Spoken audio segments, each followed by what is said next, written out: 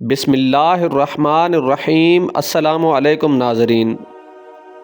ناظرین، ابو سفیان کی یہ عادت تھی کہ وہ جس راستے پر تجارتی قافلہ لے کر جاتے وہاں پہلے جاسوس بھیج کر اس کی خبر لے لیتے تھے۔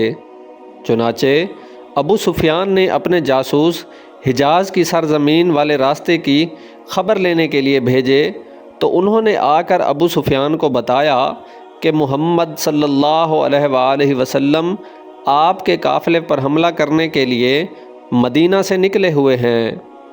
پس پھر ابو سفیان نے ایک آدمی فوراً مکہ کی طرف بھیجا کہ جا کر قریش کو خبر کرو۔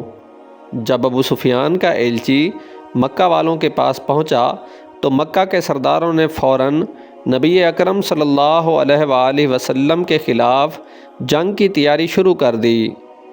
ادھر نبی اکرم مدینہ سے روانہ ہوئے اور مدینہ سے باہر بے عتبہ نامی کنویں پر رک گئے۔ وہاں آپ صلی اللہ علیہ وآلہ وسلم نے صحابہ کو جمع کیا، سب نے کنویں سے پانی پیا۔ پھر آپ صلی اللہ علیہ وآلہ وسلم نے حکم دیا کہ صحابہ کو گن لیا جائے۔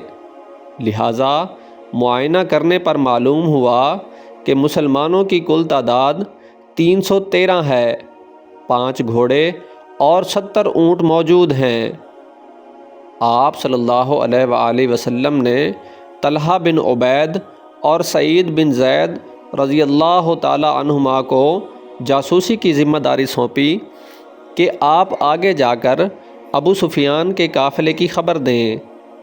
جب طلحہ بن عبید اور سعید بن زید جاسوسی کرنے کے لیے گئے تو انہیں معلوم ہوا کہ ابو سفیان کا قافلہ رکا ہوا ہے اور مکہ سے کافروں کا لشکر ان کی مدد کو نکل چکا ہے۔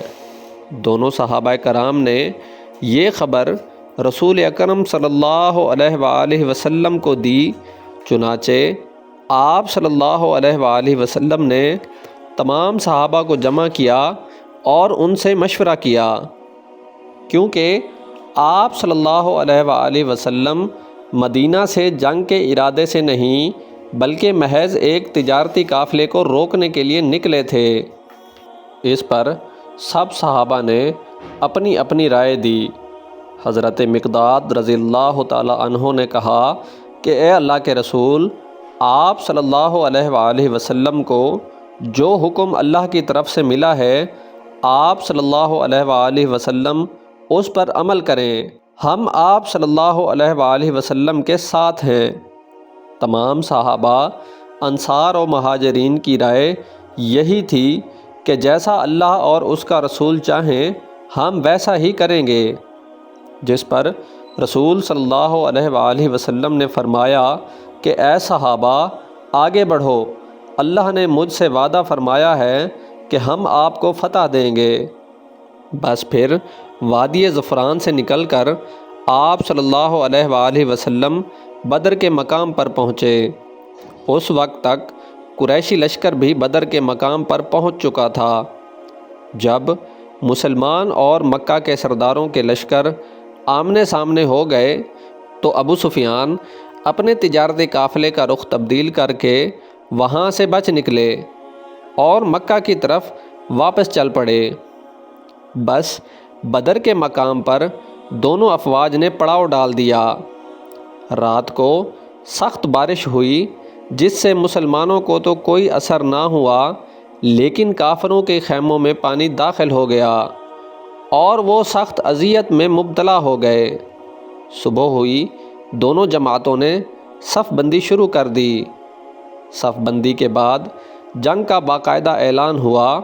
کافروں کے لشکر سے عتبہ، اس کا بھائی شیبہ اور اس کا بیٹا ولید سامنے آئے اور مسلمانوں کو للکارا کہ ہمارے مقابلے میں کون آتا ہے۔ اس للکار پر 3 انصار میدان میں نکلے جن کے نام معفذ، معاذ اور رؤوف تھے۔ یہ تینوں افرا کے بیٹے تھے۔ عتبہ نے ان سے کہا، تم کون ہو؟ انہوں نے جواب دیا، ہم انصار ہیں۔ جس پر عتبہ نے کہا، تم ہمارے برابر کے نہیں ہو، کسی مہاجر کو ہمارے مقابلے میں بھیجو، ہم اپنی قوم کے آدمیوں سے مقابلہ کریں گے۔ جس پر آپ صلی اللہ علیہ وآلہ وسلم نے ان تینوں نوجوانوں کو واپس بلا لیا اور انہیں شاباش دی۔ پھر آپ صلی اللہ علیہ وآلہ وسلم نے فرمایا، اے عبیدہ بن حارث، اے حمزہ، اے علی، اٹھو۔ یہ تینوں فوراً اپنی صفوں سے نکل کر کفار کے سامنے کھڑے ہو گئے۔ حضرت عبیدہ کا مقابلہ عتبہ سے، حضرت حمزہ کا مقابلہ شیبہ سے اور حضرت علی کا مقابلہ ولید سے ہوا۔